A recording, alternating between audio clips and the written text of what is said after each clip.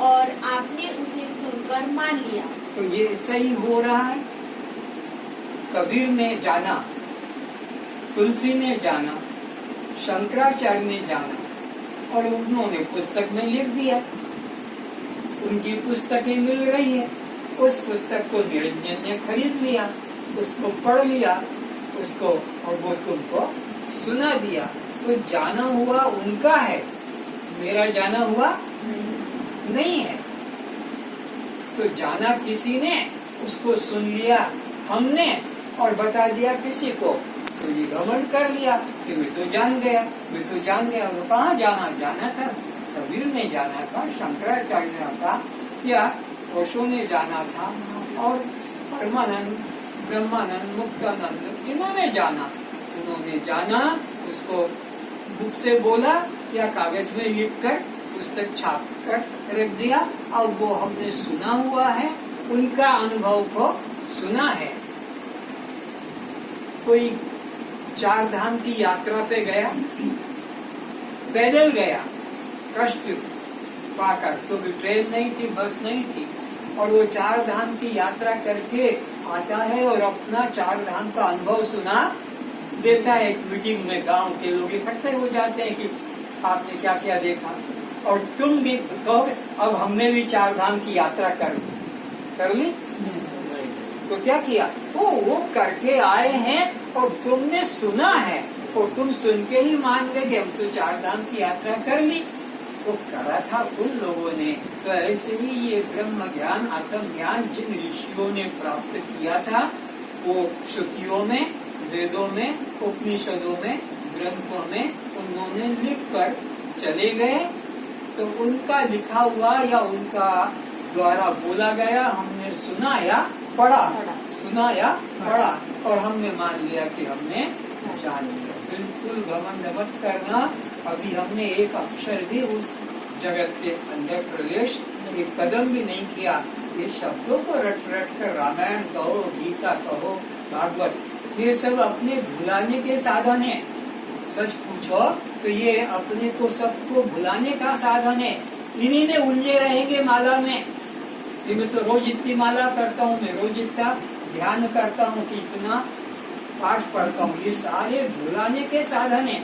जैसे शराब, ये शराब कोई दुख से बचाने का साधन है, अपने को भुलाने का। जो कष्ट है परिवार में, जो दुख है, हम उसको भुलाने के लिए शराब पी लिया, भांग गांजा खा लिया।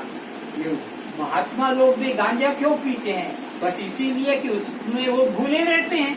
तो भूले रहने से अपने घर की उनको खबर नहीं रहती है, वो भटके ही रहते हैं।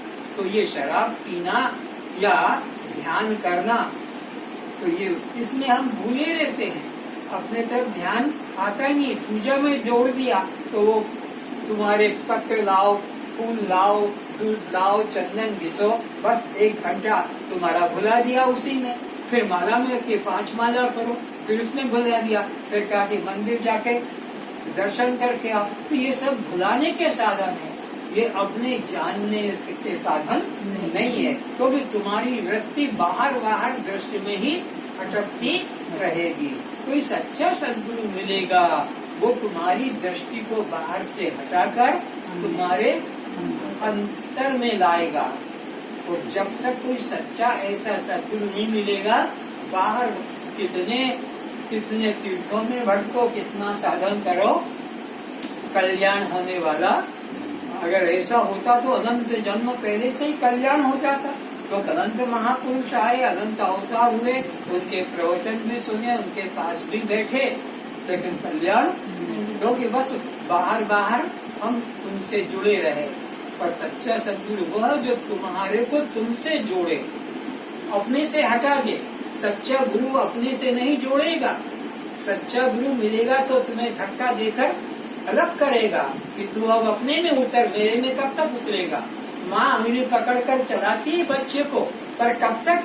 जब तक वो चलना, घुटना चलना जब कर रहा है, घुटने से चल रहा है, तो अंगुली पकड़ कर चलाकर सिखाती है। जब वो चलना सीख गया फिर भी वो माँ पकड़ेगी, फिर धक्का देगी, अब तो अपने चल। 2-4 बार गिरेगा, उठेगा, चलना सीख जाएगा। तो ऐसे ही सच्चा गुरु भी थोड़ा अपने साथ चलाता है, फिर तुम्हें हटा देगा। हटाता नहीं तो वो गुरु नहीं है, क्योंकि वो अपने में जोड़ के रखता है।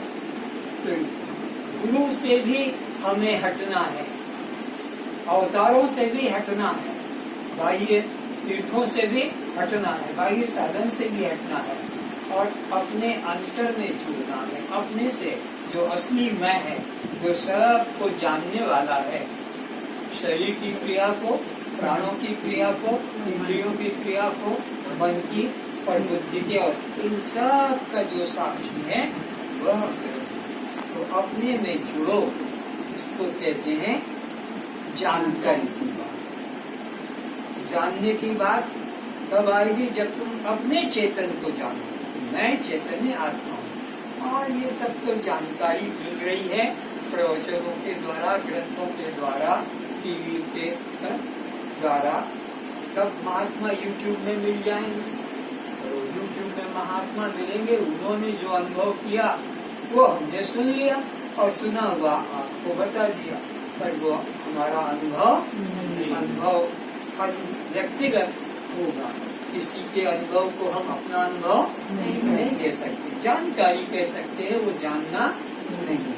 आगे बताओ। यह ज्ञान की उदार जानकारी हुई।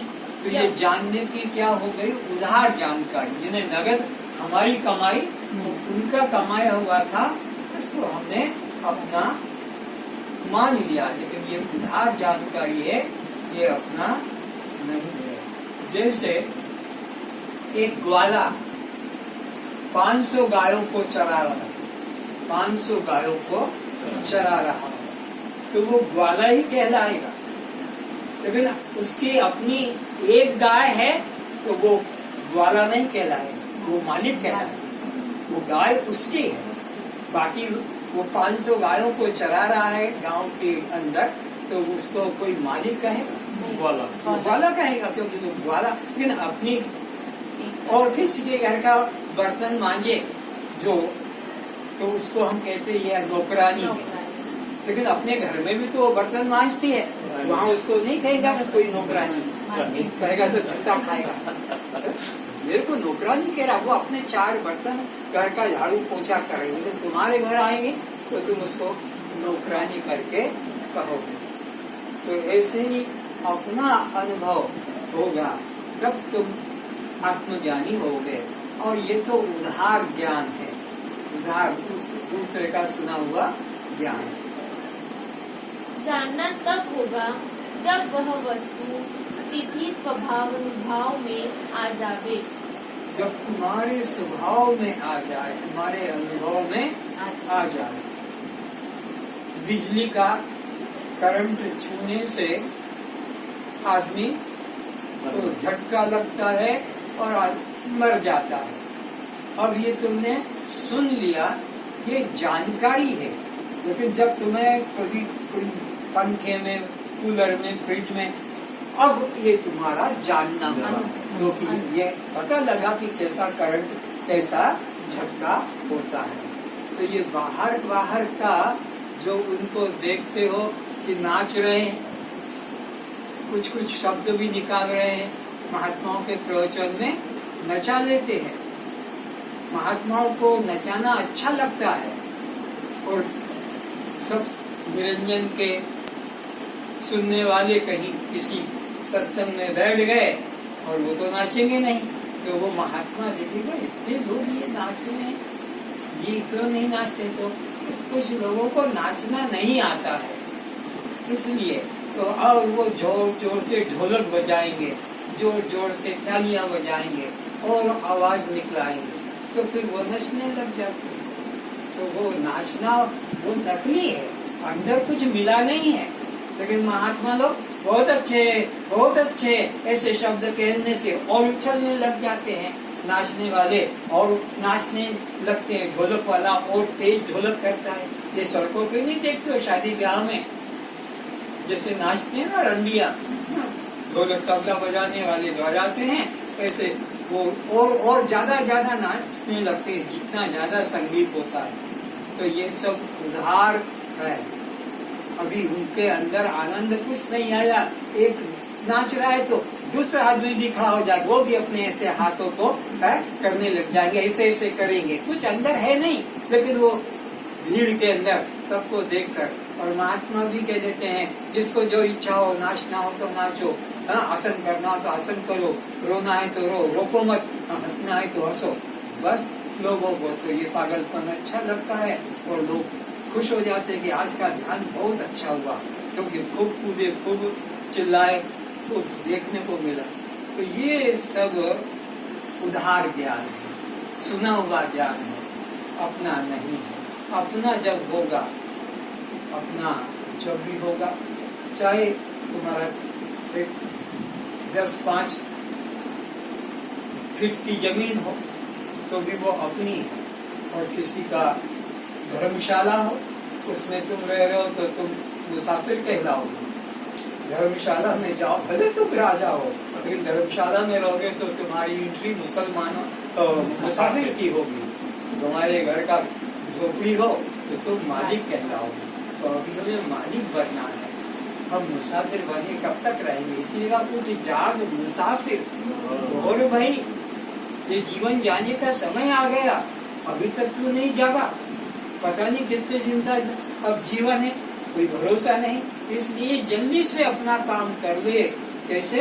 किसी श्रेष्ठ महापुरुष की शरण में चला जा, उनके चरणों में, और वहाँ बैठकर अपने सारे अहंकार को त्याग करके और उस अमृत का पान कर।